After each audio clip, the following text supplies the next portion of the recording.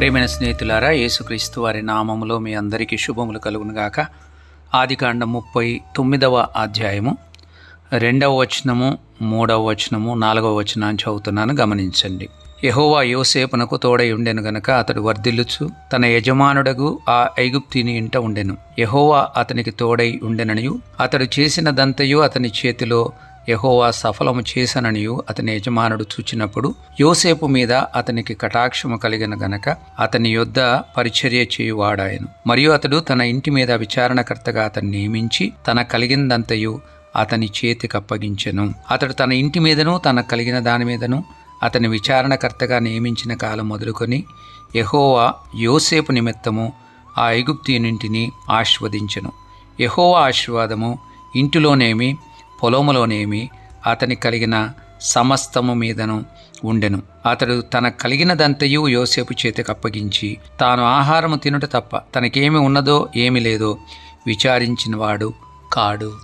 మీరు గమనించండి, యోసేపు ఐగుప్తులో ఉన్నప్పుడు కూడా ఐగుప్తులో తాను వర్ధిల్లినటువంటి విధానాన్ని మనం గమనిస్తాం. దేవుడు అతనికి తోడై ఉన్న కారణాన అతడు చేసినదంతా యెహోవా సఫలమగునట్లు చేశాను అన్న మాటను 3వ వచనంలో గమనిస్తాం. 2వ వచనంలో యెహోవా అతనికి తోడై ఉండెను గనక అతడు వర్ధిల్లాడు అన్న మాట అక్కడ వ్రాయబడినట్టుగా మనం చూస్తాం. యోసేపు మీద అతనికి దేవుడు కటాక్షం కలగజేశాడన్న మాట 4వ వచనంలో గమనిస్తాం. అందువలన తాను అతని యొద్ద పరిచారం చేసేటువంటి వాడుగా మారిన పరిస్థితిని మనం గమనిస్తాం. దేవుని యొక్క సన్నిధి మనతో ఉన్నట్లయితే మనం ఎక్కడున్నా వర్ధిల్లుతామండి.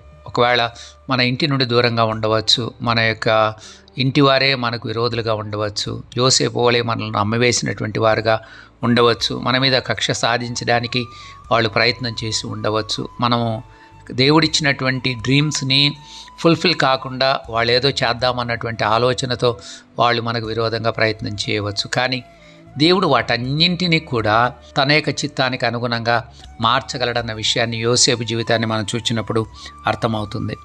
యోసేపును బట్టి దేవుడు ఆ ఐగుప్తీని ఇంటిని ఆశీర్వదించాడు అన్న మాట మనం 5వ వచనంలో గమనిస్తాం.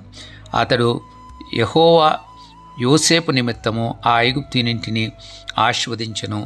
పొలములోనేమి ఇంటిలోనేమి సమస్తం మీద యెహోవా ఆశీర్వాదం ఉండెను అన్నమాట 5వ వచనంలో గమనిస్తాం. కాబట్టి దేవుడు మనతో ఉన్నట్లయితే, దేవుని సన్నిధిని మనము అనుభవించిన వాళ్ళంగా ఉంటే, పరిశుద్ధమైన జీవితం మనం జీవించేటువంటి వాళ్ళంగా ఉంటే, దేవుని యొక్క ఆశీర్వాదాన్ని మనం పొందడమే కాదు, మనం ఎక్కడున్నామో ఆ ఇంటి వారిని కూడా దేవుడు మనల్ని బట్టి ఆశీర్వదిస్తాడు.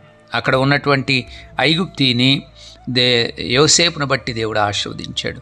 యోసేపును బట్టి సమస్తాన్ని వర్ధిల్ల చేసినట్టుగా మనం చూస్తూ ఉంటున్నాం. ప్రియమైన స్నేహితులారా, మనం ఎక్కడ ఉంటామో అక్కడే దేవుని యొక్క ఆశీర్వాదాన్ని ఇతరులకు కూడా కలగజేస్తాం. మనం వర్ధిల్లడమే కాదు, మనతో పాటు ఉన్నటువంటి వారు కూడా, వారు దేవుని ఎరగని వారైనప్పటికీ కూడా వారు ఆశీర్వాదం పొందగలిగినటువంటి పరిస్థితిలోనికి దేవుడు వాళ్ళని తీసుకుని వస్తాడు. కాబట్టి వింటున్న మీ అందరూ కూడా అలాంటి ఆశీర్వాదాన్ని పొందినవారుగా, వర్ధిల్లేవారుగా, అలాగే ఇతరులను వర్ధిల్ల చేసేటువంటి వారుగా అవడానికి వరకు దేవుడు మనందరికీ కృప అనుగ్రహించునుగాక.